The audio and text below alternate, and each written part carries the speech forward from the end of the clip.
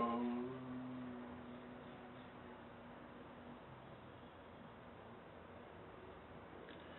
I salute the God inside you. For some of you who managed to go through the 3 earlier videos, we're now going to talk about the practice, how to get ready to go into the state of Samadhi. The previous chapter, Book 1,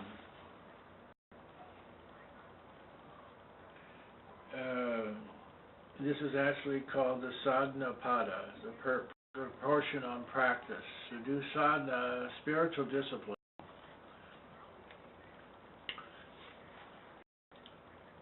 prepares the mind to go into the state of Samadhi. The very first verse says, accepting pain as help for purification, study of spiritual books, and surrender to the Supreme Being constitute yoga in practice. Well, it needs a little commentary. Yoga is union with God. God isn't inanimate. God is omnipotent, omnipresent, and omniscient, all-knowing. So if God's there, and you attain yoga by being accepting and surrendering to that Supreme Being. This process is aided by the study of spiritual books. But the first one, accepting pain is help for purification. And the word they use is tapaha. Okay, so, and tapaha refers to tapas, the ability to accept suffering. Now, suffering can take many different forms. Like fasting is a type of tapasya. But if somebody verbally abuses you and you don't respond because you are willing to suffer that, that's a type of tapasya too.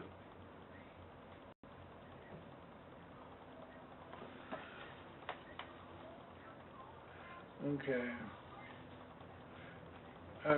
Tapas means to burn or create heat. And when you do tapasya, a spiritual discipline of some kind or another, one of the characteristics is you feel energy or heat inside the body.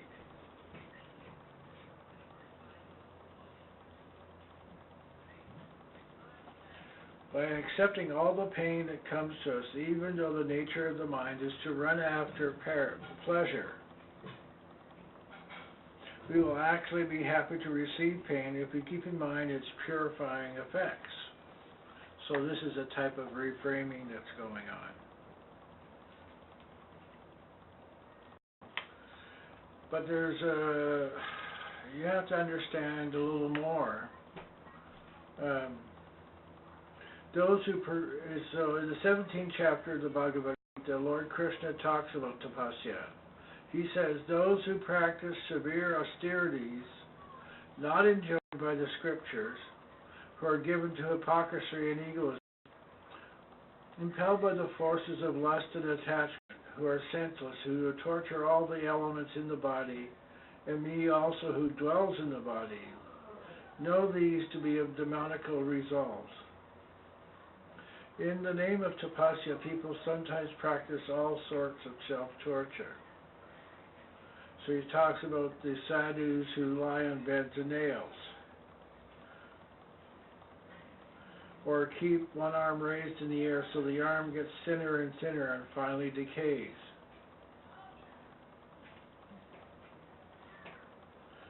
Self-discipline is an aid to spiritual progress, whereas self-torture is an obstacle. He divides the austerities are divided into three groups: physical, verbal, and mental.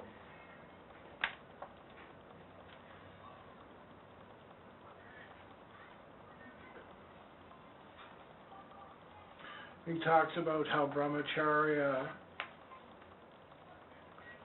which sometimes is translated as celibacy, really isn't about that. Brahmacharya actually translated as the proponent or the expounder of Brahma. So somebody that not only knows Brahma but tells people about Brahma. That's brahmacharya. So it's sort of an interesting way to look at that. Some people translate that as being celibate. But there are some tantric practices that involve sex that also make a person a knower of Brahma.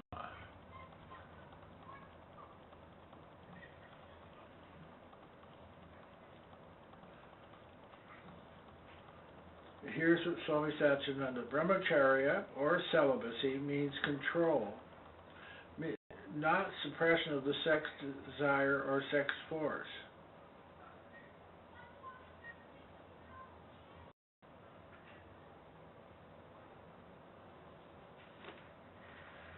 Okay, so this is a very intense object of study from certain traditions.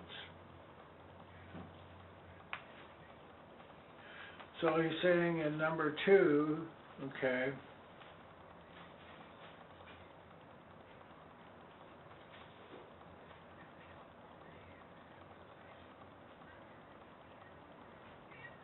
here's a good sin.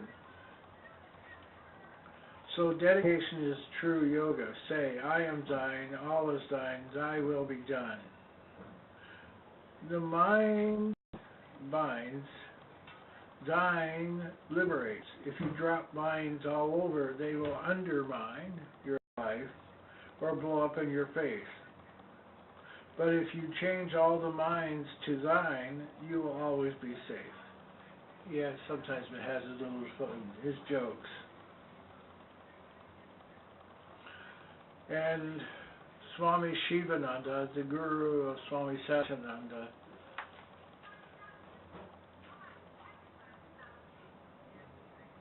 his English mantra was,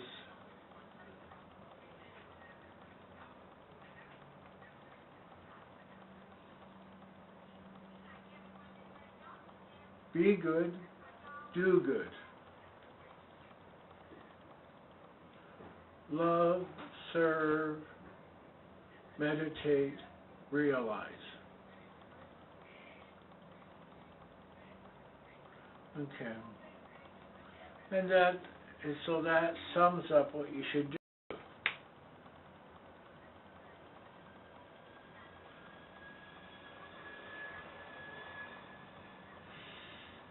It's verse 2, so now he comes back to the point.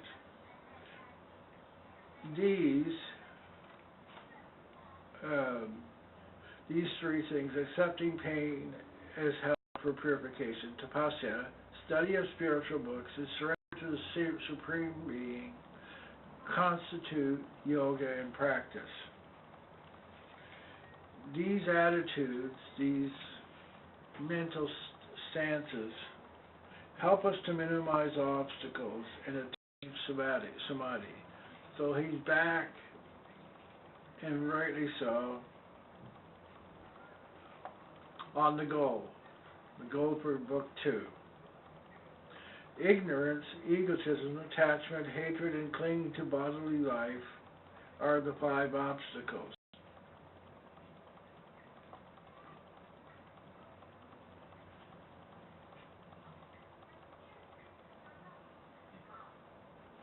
If you ignore the self,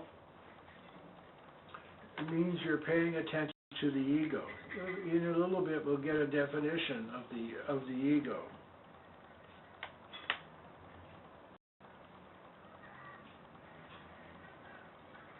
And the order in which he talks about the order, if you're ignorant of the self, then egotism comes, it causes attachment, and then hatred, and then because people try to take things away from you.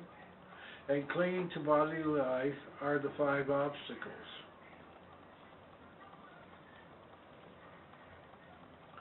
Number 4, ignorance is the field for the others mentioned.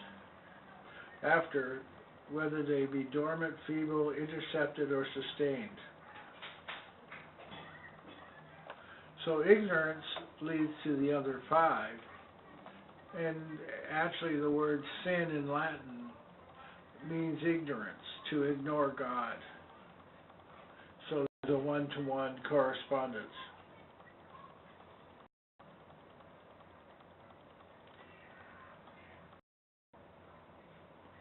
Okay, so he uses the example of ignorance in the baby. The baby doesn't know much. And normally,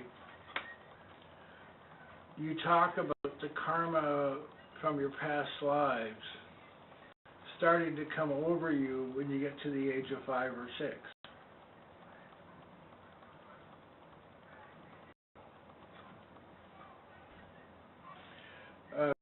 So a baby has dormant karma, dormant ignorance. The mind of an advanced yogi is feeble, so the yogi has made some of these things feeble. Some of them intercepted. So when you first start doing yoga, or the mental disciplines, you suppress the karmas.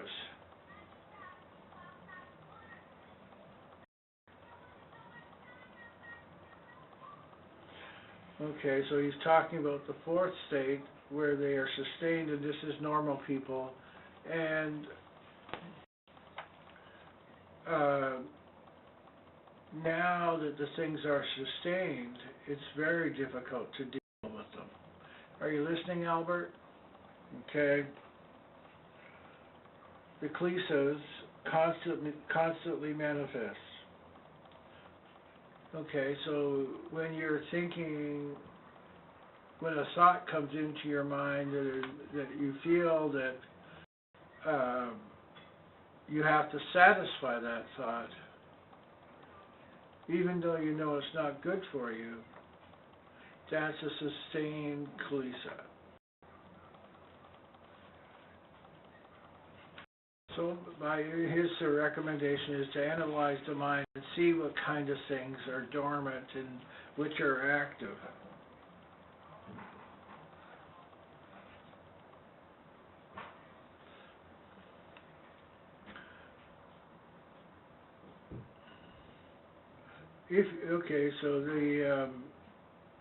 So he talks about how to make a sustained klesha become a dormant one. If you continue with discipline, the obstacle will sink to the bottom, but since a trace will still be there, occasionally be reminded, why shouldn't I go to a club? A gentle trace will arise which you could easily overpower. No, I'm not going. It just comes up to remind you, I'm still here. That is the feeble stage. In the case of average people, the moment a nightclub is thought of, both legs immediately go towards and people could simply follow. From there, they probably go to an adjoining bar, and so on. In their case, the obstacles are sustained. Okay, so you begin to see that the advice for this is you can't do something about it right now. Now, there is a method in Tantra that says, okay, go do it, but watch, pay attention to it. And immediately after you're finished with it, ask yourself, did I get what I wanted out of it? Well, sometimes you do. But even when you do get it, you ask yourself, is that going to help me be satisfied with this as it is now, or am I going to want to do it again? So now, okay, so he's talking about what the importance of paying attention to these tendencies. So now he goes into more detail in each one of them. Ignorance is regarding the impermanent as permanent, the impure as pure, the painful as pleasant, and the non-self as the self.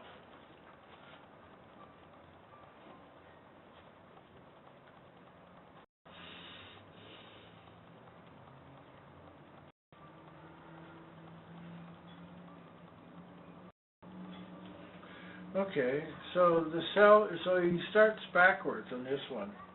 The self is the eternal, never-changing one.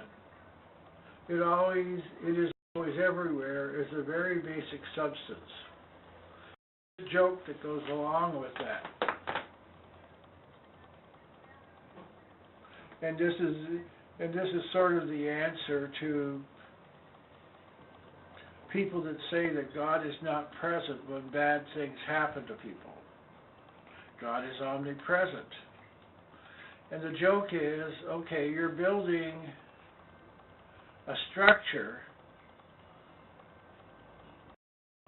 and you're going to the Home Depot to buy the materials.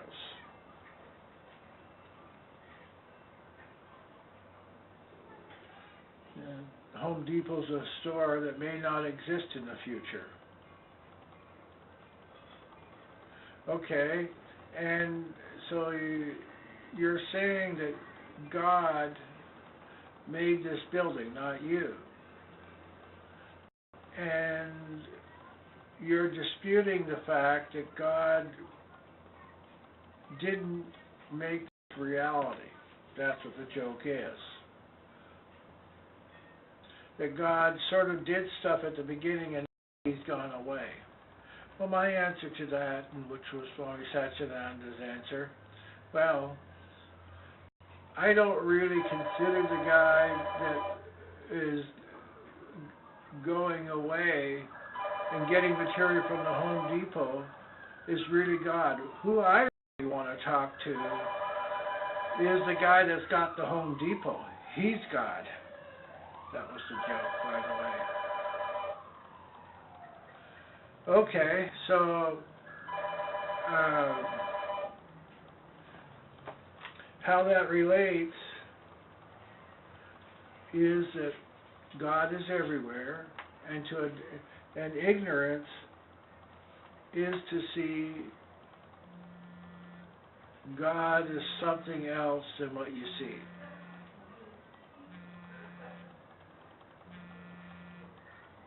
Okay, so so that's ignorance.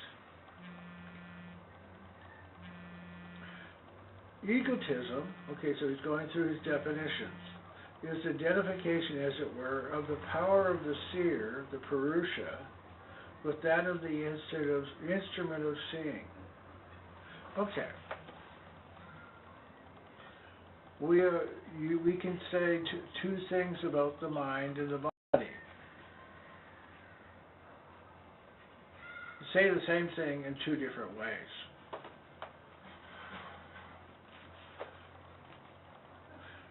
We are not this mind, we are not this body. Or, we are more than the mind and we are more than the body. Okay? In truth, there is no mind, there is no body. Everything is consciousness.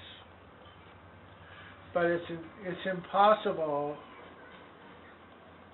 to separate your mind, separate yourself from the mind-body complex. So it's in order to have a more immediate effect, we say. We are more than the mind or body. And actually, the third chapter on the cities is all about that. You learn to do something that you can't normally do, like walk on water, become very heavy, become very large, become very small, become very light, to reach to any distance.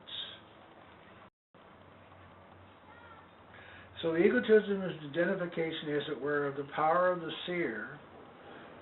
Okay, and so that here's the definition of samadhi to show you how powerful this statement is. There is the observer, the act of observation, and the thing observed.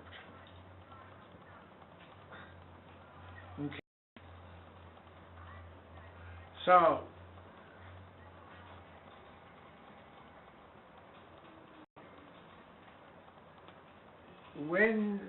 when you're looking at something, you're looking at an object, you use the five senses. That means you're using the mind-body complex to do that.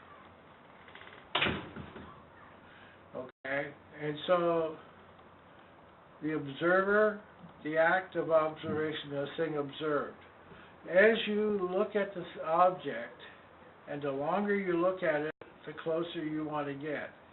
And pretty soon, in order for you and the object to become the same thing, the mind gets squeezed out from this attraction to the object. So the mind is absent in samadhi. That's why you do samadhi, go into a state of samadhi, so you can know for an absolute emotional fact that you are not the mind. Okay, that understanding is a real milestone, because now the mind is no longer considered to be you. You still use the mind, but it's no longer you. It's your mind, not you. Okay, so egotism is very clear. The definition from Patanjali's standpoint is, if you say you're the mind, that's your ego talking. So now he begins to talk about attachments and aversions. And this is what the mind does. This is how you steer. Attachment is that which follows identification with pleasurable experiences. So every time you have a pleasant experience, the mind wants to repeat it. Okay? Aversion is that which follows identification with painful experiences. You stick your hand on the hot stove, you don't do that anymore because it's painful.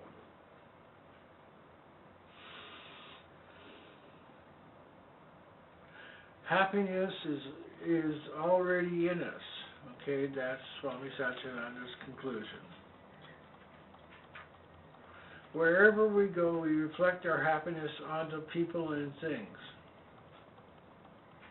When we see a smiling face and feel happy, it's because the smiling face reflects our own happiness.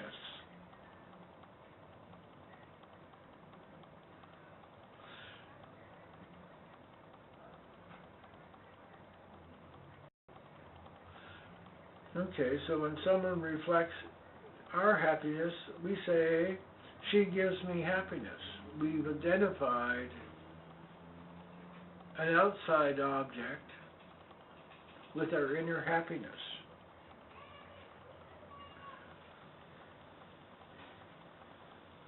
In other cases, our happiness reflects in a distorted way, and we say, I don't like that person. It's absolute nonsense. No one can ever give us happiness or unhappiness, but it can only reflect or distort our own inner happiness. And you remember that in the other book one, we were talking about the keys and how to deal with people. This is embedded in the statement. Clinging to life, flowing by its own potency, due to past experience, exists even in the wise. Okay, so he's talking about reincarnation and stuff like that, and the fear of dying shows more clearly that people were reincarnated. So they don't like losing what they have. So to lose what you have informs us from our past experience of death. Okay, now, just to give you some idea, Yogananda, when he writes in Autobiography of a Yogi, he talks about Sri Yakaswar, who knew the time of his passing coming. When he realized a week or two before he was to die that he was going to die, he was in a very grave state. And this is an example of this statement here.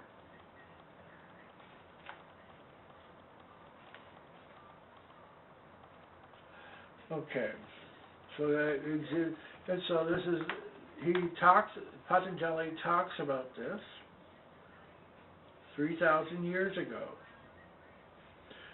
So he's saying that these ignorances and attachments and aversion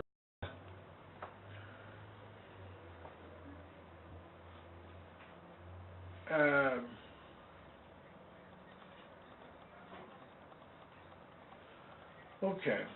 He finishes off this comment by saying that if your old body is taken away by force, they must give you a new one. Okay. Now, interestingly, people have been trying to talk about reincarnation for a long time. But if you do good, you go to heaven, right?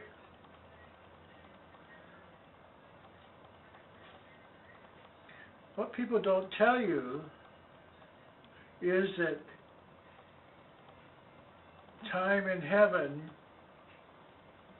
is a different scale. It could be such like an hour in heaven is like 100 years on earth.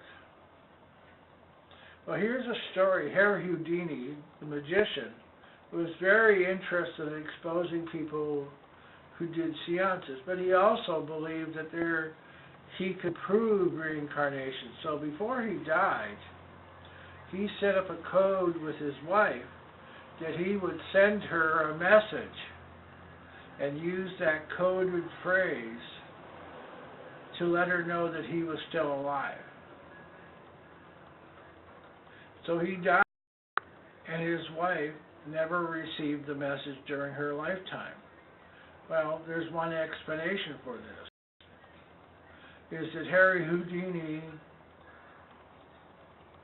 had only been in heaven for 10 minutes before his wife died. So he didn't even get settled in heaven before his wife expired. Okay, and you'll see this whole time issue come up with in Vasishtha's Yoga in Venkateshananda, the brother monk of Swami Satchidananda, has written an excellent translation, or actually a condensation of Vasishtha's Yoga. And in there is the story of Gadi, who experiences his time differential. Okay, well, get back to here. Okay. So he's talking about these obstacles, the definition of them. In subtle form, in number 10, these obstacles can be destroyed by resolving them back into their primal cause. the ego. In other words, if you have obstructions, you relate those obstructions directly to the ego, and then you can deal with it. In the active state, sometimes they get really rambunctious. They can be destroyed by meditation. The hindering thoughts come in two stages: the potential form, before they come to the surface and get converted into action, and the manifesting ones, these ones here, which are being put into action at this moment. So if you're actively going to a nightclub, then what you should do is practice meditation so you can see the attachment to that.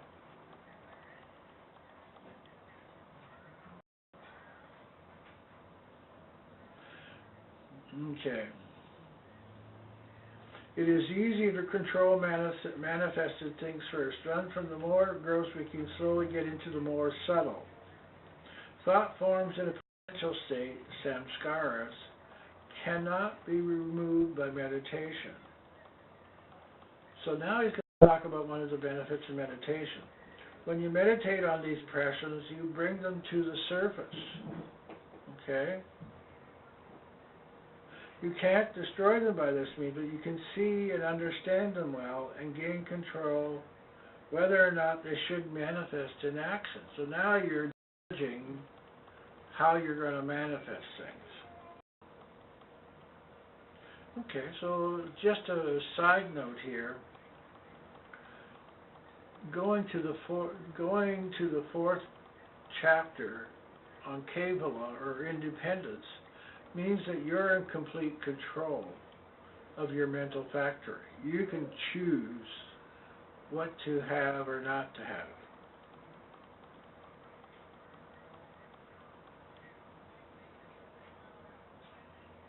You can trace back into their subtle form and see directly that the ego is the basis for all these obstructing thoughts.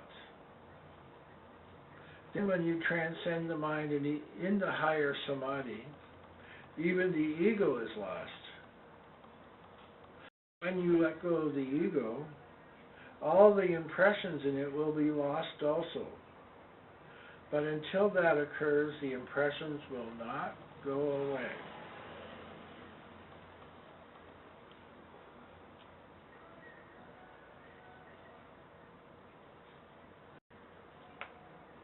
Okay, so he concludes by saying, when you want to uproot a tree, you cut the branches first and then dig to the very root.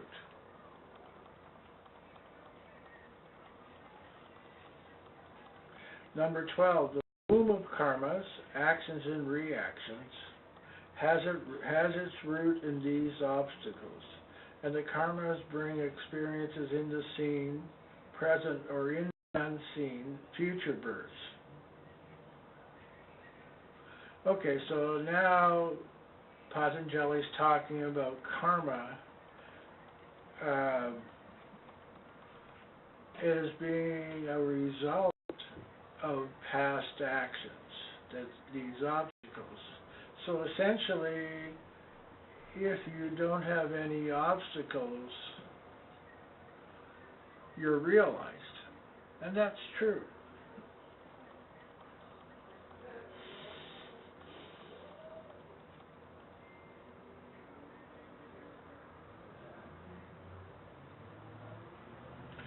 So likewise, it is impossible to know the origin of karma. So as the idea of the tree and the seed, which comes first, the chicken or the egg. It's impossible to find out. Okay. No one knows where and how it started, but it is here. We see it, and we should try to put an end to it.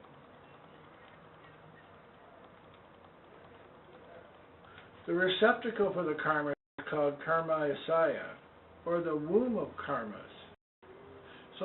So when you come into this life, certain karmas are chosen from the womb of karmas to manifest. So the karmas determine whether you're a man or a woman. Or, even if you're going to be a man, whether you're gay. Okay? This is all due to karma. Now, we'll get in the 4th chapter, when we get into that, we talk about all karmas falling away.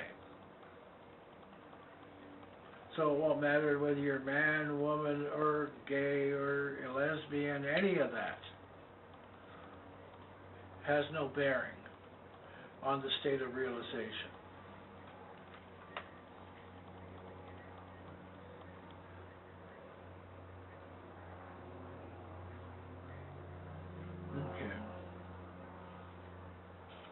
Okay, so here is the classical talk about karma. And the womb of karma is compared to a quiver of arrows. And you're the bowman, you have a bow. You choose an arrow from the quiver, you put it into the bow, you take aim at the object, you pull the arrow back, you let it go, and it flies off towards the target. Whether it hits it or not is another whole issue. Okay, so the womb of karma is your quiver of arrows. The arrow that you pull out and you put in the bow is the present moment. In other words, you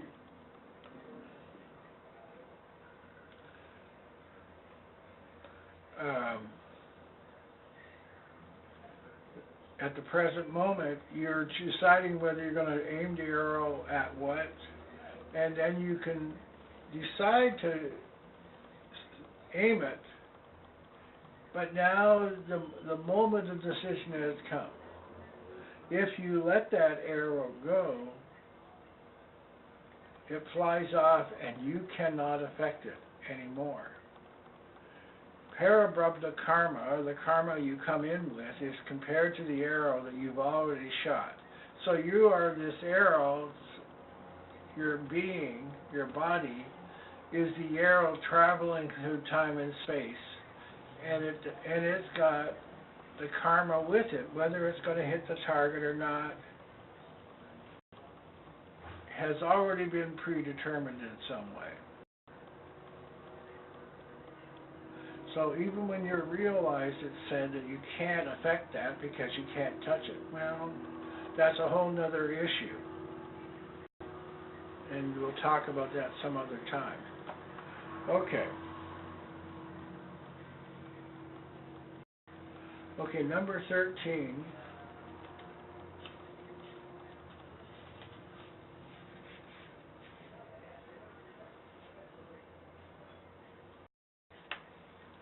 Okay. 13. With the existence of the root, there will be fruits also, namely the births of different species of life, their lifespans and experiences. So Patanjali has widened this all out, past and future karmas, different lifetimes.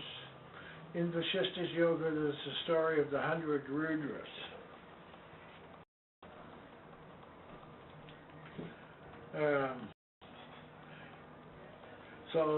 So Patanjali talks about that there's possible to have animal lives, different things like that. Vasishtha's Yoga expands that whole thing. The karmas bear fruits of pleasure and pain caused by merit and demerit. Now, one thing happens when you're completely convinced that you're going to continue after this life, and you have to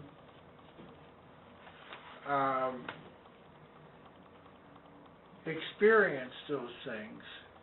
One of the end conclusions you come to is that you're always going to do good. And then a further conclusion that you come to is that you're going to do the yogic act do good for yourself, do good for others, and harm no one. Or, in the future, even other people will be helped. Another way of looking at it. Okay.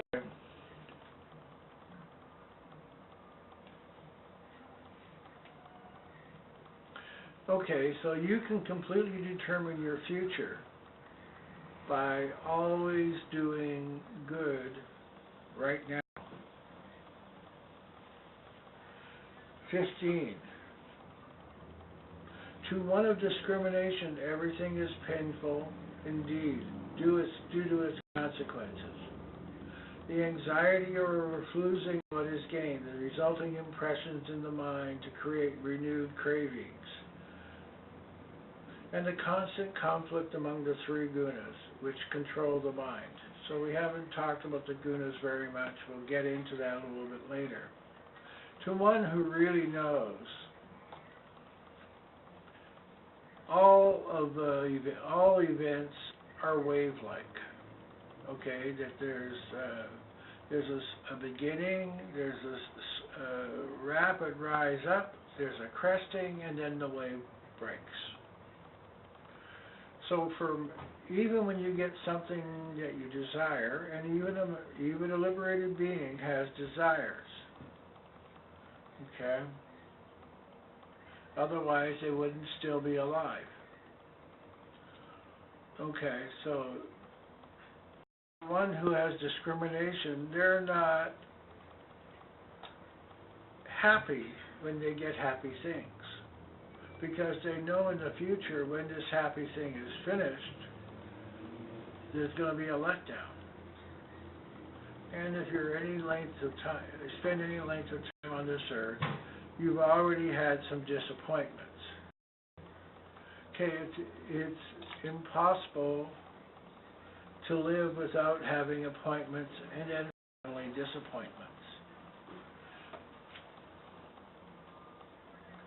Okay, so that's one of the reasons that, and when you get negative things, those can't last forever either. So you want to have your mind that's free of attachment.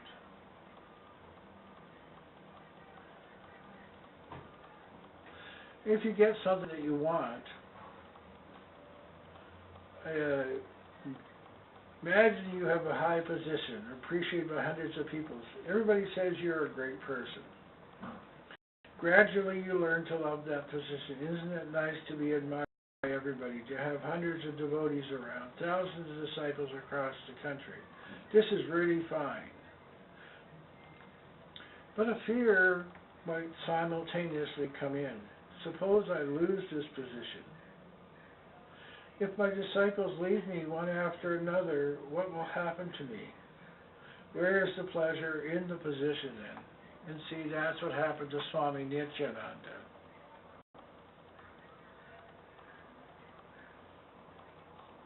That's what happened to Sai Baba. So this happens even in the higher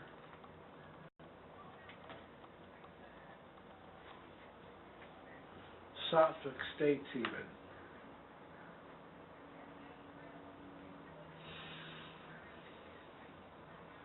So here's what Swami Satchidananda says. It's all right to have a beautiful face. Okay. It's all right to have anything as long as you don't let these things bring you anxiety and fear. Okay. So if you have something and you don't have anxiety and fear, if it comes, fine. If it goes, fine. And he used to say about the cities, okay, don't go running after the cities. If you just are doing what you're supposed to be doing, and you're pure enough, the cities will come to you and sit at your feet and say, please use me. And I saw how adroitly he handled those situations.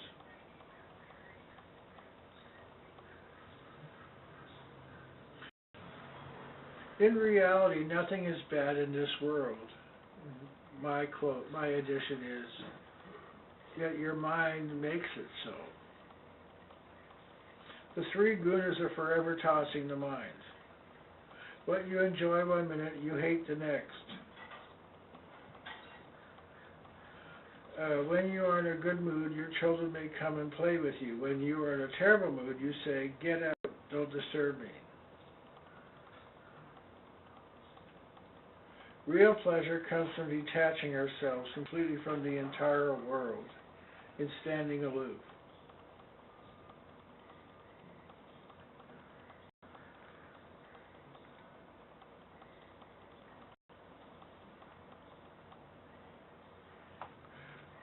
Okay. Pain that has not yet come is avoidable. Okay, this is 16.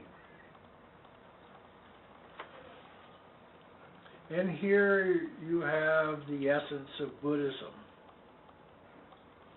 The Four Noble Truths and the Eightfold Path. Okay, so Buddha says that everything is painful. So this is the essence of Buddhism that he elaborated completely. The cause of that avoidable pain is the union of the seer, the Purusha, and the seen. Okay, well let's go back to the definition of Samadhi. Okay, here's the observer, here's the act of observation, and here's the object. The cause of that avoidable pain is the union of the seer and the seen. So now he expands it and says it's the nature or the prakriti. So whatever you join to requires the action of the mind at first. And the action of the mind joins to this. The mind brings the observer and touches it, and then it goes away. But that action is painful. And even if you get what you want, then the desire to keep that comes in. And that's painful.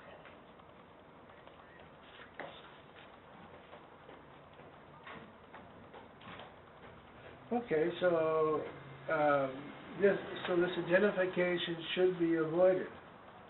If you feel you have suffered a loss, ask, who is the loser? You'll find out when you ask that question that you're still here.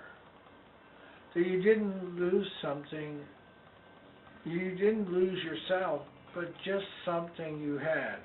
And you see people that are in distress, they lose their house on fire. They're completely distressed. But then they gradually begin to realize, after some time, that their house is gone, not them.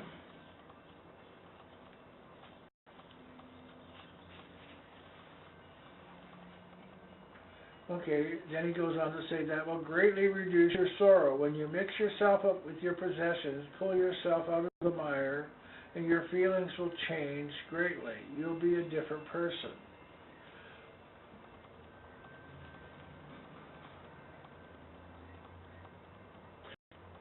Okay, number 18. So we're going to end on this one here, but it's an important statement. The seen is of the nature of the gunas, illumination, activity, and inertia. Okay? So that's sattva, rajas, and tamas, and consists of the elements and sense organs, whose purpose is to provide both experiences and liberation to the Purusha.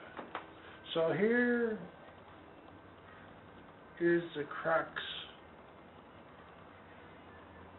of yoga. You're supposed to have experiences and liberation. Well, okay. Let me ask you this question. Every person that's become realized,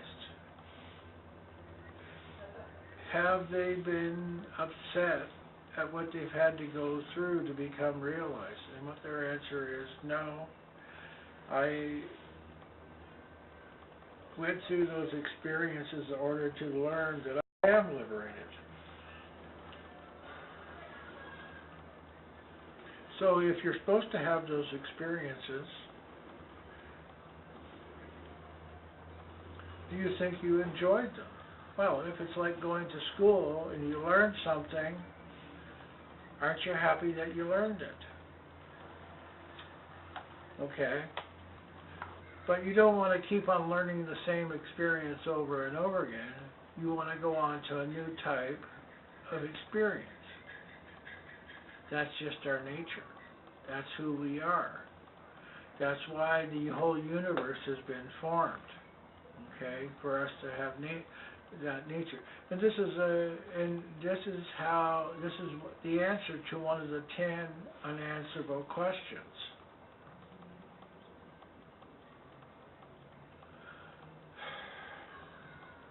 And the 10 unanswerable questions are always got an answer, but the answer doesn't satisfy you until you become realized. Anyway, we'll conclude this section today. I hope you've already become realized. You don't need to hear the rest of it, but unfortunately, you're probably going to have to hear more. So thank you for coming. I look to talking to you more.